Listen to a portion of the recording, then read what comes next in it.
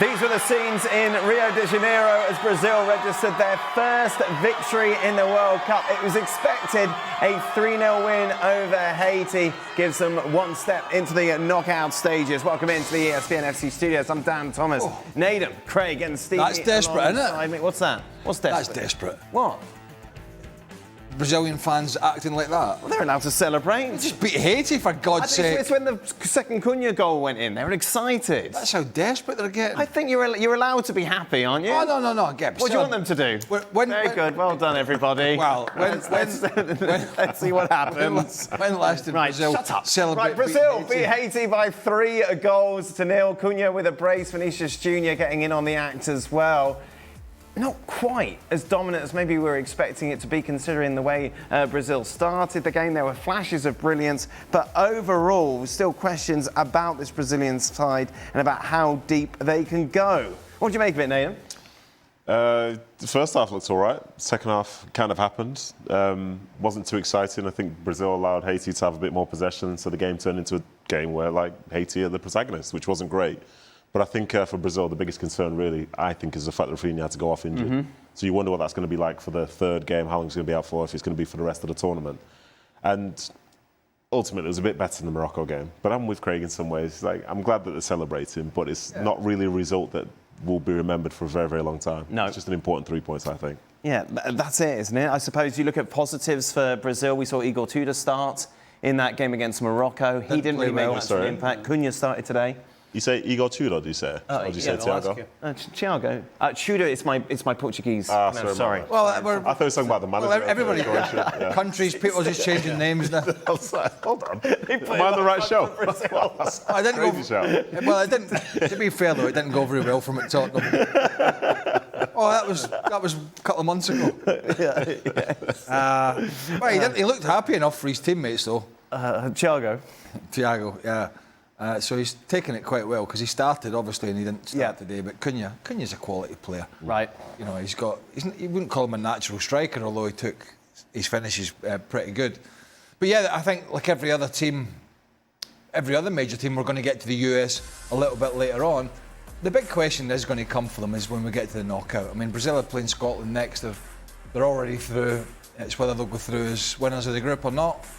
And again, it's the knockout stages for these teams where we're going to learn if the little holes in the side are going to be able to be plugged by Ancelotti, or whether some of the bigger nations are just going to be better than this current Brazil side. So we'll find that out when we get to the knockout. Simple as that. What do we learn, Stevie? I don't think we learned anything. Right. We expected Brazil to probably win 3, maybe 4. They did take their foot off the gas in the second half.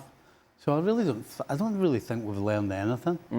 I think we probably learned more in the first game that in the middle of the park, Brazil, in my opinion, that's probably the weakest part of this side.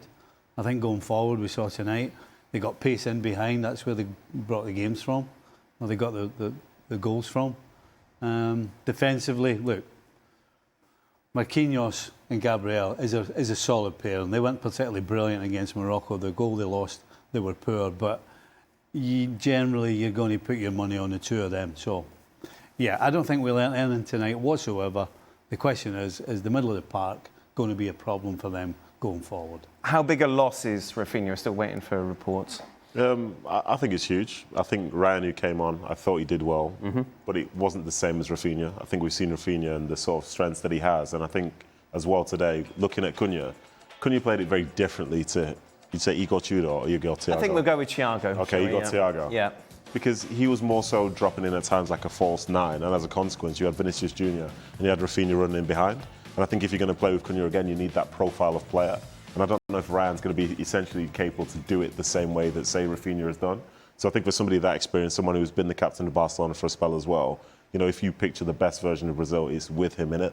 So it will be a blow. And I think he looks a little bit devastated, to be honest, to be coming off. So maybe he knows the sort of severity of it right now. If you're France, you could probably take one of your front 4 if they got injured, maybe cover for it.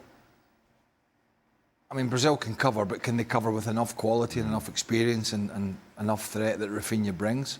Not sure they can. I think that's the problem for Brazil, that they're a little thin on the ground in terms of what their squad is. When you look at some of the others, even Portugal, who didn't play well, but they can still go to their bench for some very talented and experienced players, as can Spain, as can France. I don't think Brazil quite have that, and so, as Nedum said, that's a big blow for them, depending on what the severity of it is. I mean, if it's a couple of weeks, it's maybe not a disaster. Any longer than that, then it's going to be tough. Will they regret at all not running up the score, Stevie, considering it could come down to goal difference? I think in an ideal world, you always want to do that. But at the end of the day, you know, sometimes you just got to take what you're given. And a 3-0 win in a World Cup game isn't to be sniffed at. You always want more, but sometimes you can't always get what you want. I think that's fair. I don't know if the Morocco team that we've seen so far is going to be capable of running up, scoring quite a few goals in this next game. So I think Brazil, with a win against Scotland, I think whether it's 1-0, 10 or whatever, I don't think it makes a difference. I think a win's a win. Shall we show the odds to win the World Cup? Yeah, go on. Should we have that discussion? Well, out of this group? Brazil are fifth favourites, I imagine. I doubt that's changed. Have we got those? No. There we go. Brazil been dropped. Look at that, to sixth favourites. Portugal are up. Portugal have gone up after that impressive 1-1 draw. How does that work? I don't know how that's worked. In Spain? Spain remains second. Is that about right where Brazil are? Do you feel, Nedum? Kinda, but I don't know. I think the teams around them say it's weird that Norway are also on the same page as like Brazil. That feels off. Yeah, there's a big gap. There. Yeah, but it's still just it feels off. I think France, for me, they're number one. I think the Spain side of things, I'll be interested to see what their second game's like. But then going past that, I don't think Portugal did anything to be sort of ahead of Brazil, in my opinion. I'm very surprised at that, especially because of the questions being asked about, like, can Ronaldo play, should he play, and so on and so forth. So, yeah, maybe like fifth or sixth, but I'm surprised Portugal are ahead of them. About right? I think so. Yeah? Stevie? Well, considering, you know, we can only go on what we've seen so far in the tournament, and considering what we've seen, they don't deserve to be any higher. Okay, yeah, fair enough. Just a reminder, ESPN FC with you every single day, not only our nightly show, but in the morning as well. And Saturday is no exception, 9 a.m. Eastern on ESPN2.